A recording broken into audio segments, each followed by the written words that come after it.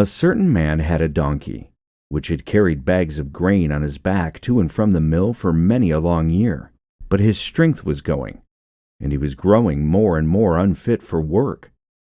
Then his master began to consider how he might best save his keep. But the donkey, seeing that no good wind was blowing, ran away and set out on the road to Bremen. There, he thought, I can surely be town musician. When he walked some distance, he found a hound lying on the road, gasping like one who had run till he was tired. "What are you gasping so for, you big fellow?" asked the donkey. "Ah," replied the hound, "as I am old and daily grow weaker and no longer can hunt, my master wanted to kill me. So I took to flight, but now how am I to earn my bread?" "I tell you what," said the donkey, "I'm going to Bremen, and shall be town musician there. Go with me, and engage yourself also as a musician. I will play the lute, and you shall beat the kettle drum." The hound agreed, and on they went. Before long they came to a cat, sitting on the path, with a face like 3 rainy days. "Now then, old shaver, what has gone askew with you?" asked the donkey. "Who can be merry when his neck is in danger?" answered the cat. "Because I am now getting old, and my teeth are worn to stumps, and I prefer to sit by the fire and spin rather than hunt about after mice. My mistress wanted to drown me, so I ran away. But now good advice is scarce. Where am I to go?" "Go with us to Bremen. You understand night music. You could be a town musician." The cat thought well of it and went with them.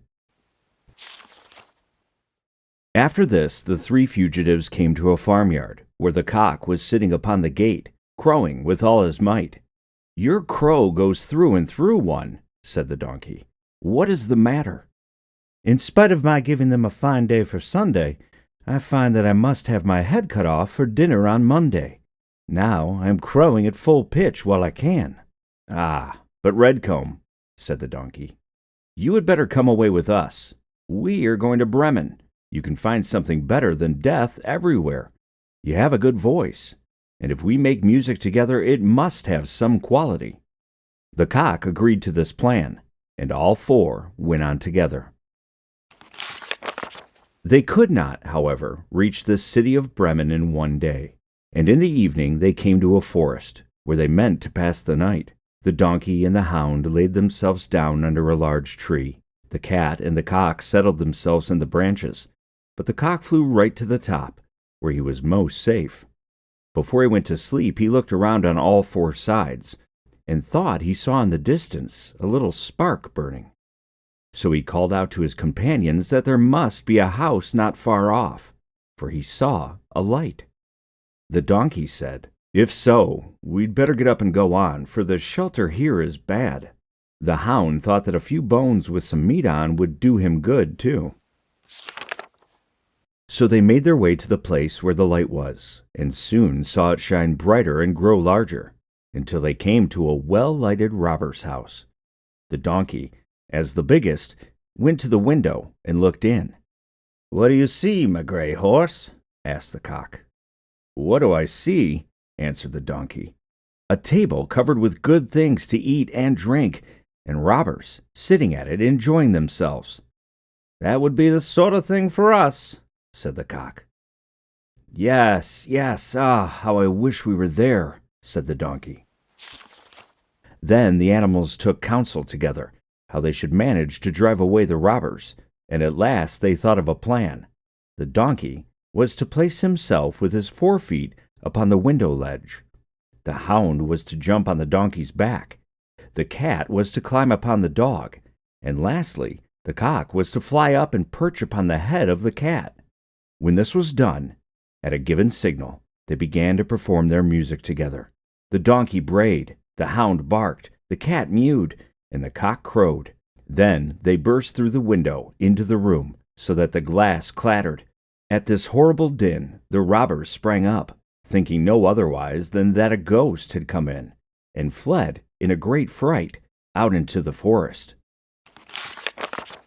The four companions now sat down at the table, well content with what was left, and ate as if they were going to fast for a month. As soon as the four minstrels had done, they put out the light, and each sought for himself a sleeping place according to his nature and to what suited him.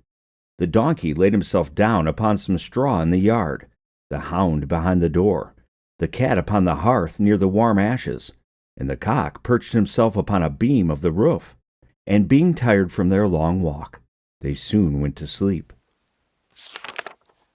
When it was past midnight, and the robbers saw from afar that the light was no longer burning in their house, and all appeared quiet, the captain said, "We ought not to have let ourselves be frightened out of our wits," and ordered one of them to go and examine the house.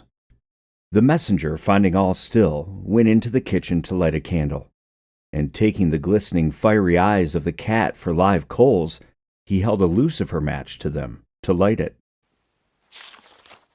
But the cat did not understand the joke, and flew in his face, spitting and scratching. He was dreadfully frightened, and ran to the back door, but the dog who lay there sprang up and bit his leg. And as he ran across the yard by the straw heap, the donkey gave him a smart kick with his hind foot. The cock, too, who had been awakened by the noise and had become lively, cried down from the beam. Then the robber ran back as fast as he could to his captain, and said, "There's a horrible witch sitting in the house, who spat on me, and scratched my face with her long claws, and by the door stands a man with a knife, who stabbed me in the leg, and in the yard there lies a black monster, who beat me with a wooden club, and above, upon the roof, sits the judge, who called out, 'Bring the rogue here to me!' So I got away as well as I could."